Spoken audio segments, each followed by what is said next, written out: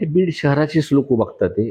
कारण का या नगरपालिकेच्या निवडणुकीमध्ये लोकांनी कौल दिला होता आणि हा कुणाच्या इकडच्या स्थानिकच्या लोकांच्याला बघून तिथं मतदान केलं नव्हतं.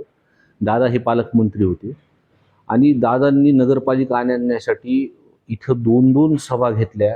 पहिल्यांदाच बघितलं असेल की स्थानिक स्वराज्य निवडणुकीमध्ये डी-सी-एम साहेब सभा 2-2 घेतात, वॉर्ड वाईज बैठक घेतल्या आणि लोकांना विश्वास होता.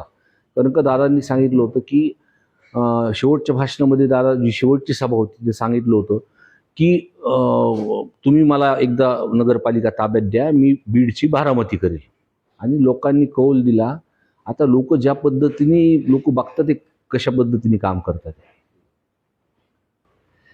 मी तुम्हाला सांगितलं मला कुणाचं नाव घ्यायचं नाही, पण हा विषय दादांचा इंटरेस्ट बीड नगरपालिका. दादा हे पालकमंत्री होते आणि दादांना मी जेव्हा पण बघायचो की दादांचे सोबत काम करणारे जे पी होते ते दादा म्हणायचे दिवसातून एकदा तरी बीडचा विषय निघायचा. आणि तो वेग जो दादांनी घेतला होता, आता आम्हाला सगळ्यांना अपेक्षा आहे की सुनेत्रा वहिनीच्या माध्यमातून जे जे काही दादांनी शब्द दिले होते त्या पद्धतीने त्यांनी मार्गी लावा असा विषय.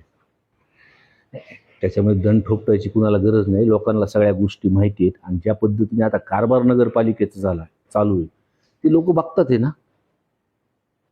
नाही चालला नाही. आम्ही तर दादांना बघून बिनशर्त पाठिंबा दिला होता की दादाच्या माध्यमातून चांगले तिथं का. आम्ही कोणत्याही पद्धतीचं राजकारण तिथं आणलं नाही.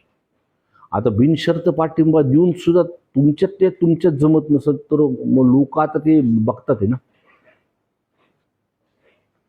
कमी म्हणजे मला वाटतं 6-7 महिने झाले आणि ज्या पद्धतीने कारभार चालू आहे तर तिथं कुठंतरी बदल व्हायला पाहिजे. तिथं लक्ष त्यांच्या पक्ष नेतृत्वाने दिलं पाहिजे. आमच्यासारखे लोक तर विकास कामासाठी विरोधी जरी बाकावर जरी असलो तर आम्ही तिथं विकास कामासाठी सोबत येऊ. आम्ही